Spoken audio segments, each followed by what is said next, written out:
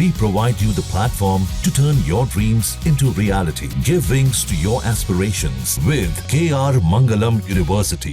देखिए, नरेंद्र मोदी जी के नेतृत्व में भारत की विदेश नीति, भारत की कूटनीति राइट डायरेक्शन में चल रही है। और जिनको जो है वो राइट डायरेक्शन का एहसास नहीं है, अंदाज़ा नहीं है, वो इसी तरह के जो है वो सवाल और बवाल करने की आदी बन गए हैं। आप जो है वो रॉन्ग डायरेक्शन में भागने से बेहतर है कि राइट डायरेक्शन में आप चलिए। जो लोग रॉन्ग डायरेक्शन में भागते हैं वो चारों खाने चित होते हैं, जो राइट डायरेक्शन में चलते हैं वो मंजिल तक पहुंचते हैं। आपने देखा होगा कि इस दौरान जो है वो हमारे भारत में इस एक दशक में अगर आप देखें तो तमाम तरह के संकट और कंटक हमारे देश ने झेले हैं। चाहे इससे पहले जो है वो आप कोविड का संकट रहा हो, उसके बाद जो है वो यूक्रेन और रूस का जो है वो युद्ध आपने देखा, अभी देख रहे हैं। उसके अलावा हर दिन हमारा देश में जो है पाकिस्तान की प्रॉक्सी वार दिखाई पड़ती रही है, आतंकवाद की। उन तमाम चीज़ों को पछाड़ करके भारत जो है वो हर दिन आत्मनिर्भरता की तरफ और आत्मविश्वास की तरफ बढ़ा है। और इसके लिए किसी के प्रमाण पत्र की आवश्यकता नहीं है। ये बात ज़मीन तक हर व्यक्ति इस बात को महसूस करता है, इस बात को समझता है। और जो लोग जो है वो मैंने लेख देखा, उसमें लगता है कि उस पर भी जो है वो कूटनीति पर भी जो है वो कम्युनलिज्म का तड़का लगाने की कोशिश हो रही है। अरे भैया, जो है वो भारत एक अकेला ऐसा देश होगा जिसमें दुनिया के सारे धर्मावलंबी रहते हैं। कोई भी धर्म आप ले लो, हर धर्म का रहने वाला रहता है। और यहाँ तक कि जो पूरे दुनिया में लगभग 195 या 200 देश होंगे, उनमें जो है पूरी दुनिया में जो मुसलमानों की जनसंख्या है उसमें हर 10 मुसलमान में से एक मुसलमान भारत में रहता है।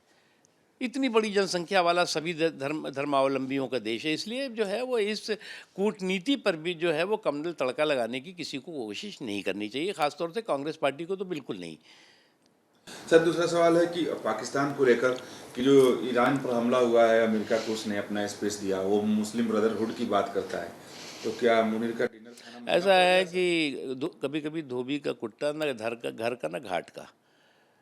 तो आज उस देश की स्थिति ये बन रही है धोबी के कुत्ते की, ना वो घर का रहेगा ना घाट का रहेगा। Let's wait and watch. Sir, आपातकाल को लेकर की चर्चा काफ़ी चल रही है। 50वीं जो उसकी है वो बरसी है। इस अवसर पर आप लोग देश भर में कार्यक्रम देखिए, हमारे देश की आज़ादी कांग्रेस की मेहरबानी नहीं बल्कि हमारे क्रांतिकारियों की कुर्बानी का नतीजा रहा है। और जो कांग्रेस पार्टी जो है वो हमारे देश की आज़ादी को कांग्रेस की मेहरबानी कह के महिमा मंडित करती रही और हमारे क्रांतिकारियों की कुर्बानी को नज़रअंदाज करती रही, उसने जो है वो हमारे देश की आज़ादी और लोकतंत्र के 3 दशक भी पूरे नहीं हो पाए, उससे पहले ही उसके अटेम्प्ट टू मर्डर की कोशिश की है, हत्या करने की कोशिश की इमरजेंसी के नाम पर। और लाखों लोगों को जेल के सीखे में डाल दिया गया था, उसमें हज़ारों लोगों की जेल के अंदर ही जो है वह हत्या कर दी गई थी। तो कांग्रेस पार्टी का ये अपराध और अहंकार अक्षम्य है। और इस अपराध और अहंकार को समय समय पर पूरे जो भी पीढ़ी आए उस पीढ़ी को याद रखना होगा, जो भी लोकतंत्र के प्रति, जो भी संवैधानिक मूल्यों मर्यादाओं के प्रति संवेदनशील है। जनक प्रसाद, क्या इसका अर्थ ये लगाया जाए कि जो कांग्रेस बार बार कर रही है कि देश में अघोषित आपातकाल की स्थिति है, क्या वो पिछले कलंक से मुक्त होना चाहिए? ऐसा है कि मैं तो 16 साल का था, 17 साल के अंदर जेल में था, इमरजेंसी जब लगी थी। तो उस वक्त जो है वो घोषित आपातकाल था। और उस घोषित आपातकाल के लिए जो है वो आप बोल नहीं सकते थे कि आपातकाल लगा हुआ है। आपको उस दौर को भी कभी महिमा मंडप करना होता था कि इंदिरा इज़ महान, इंदिरा इज़ इंडिया और इंडिया इज़ इंदिरा कहना पड़ता था।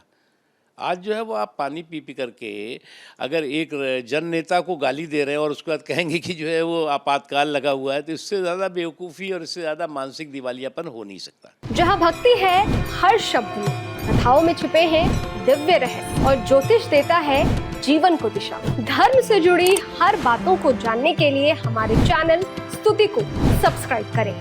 चैनल पर जाने के लिए इस लिंक पर क्लिक करें।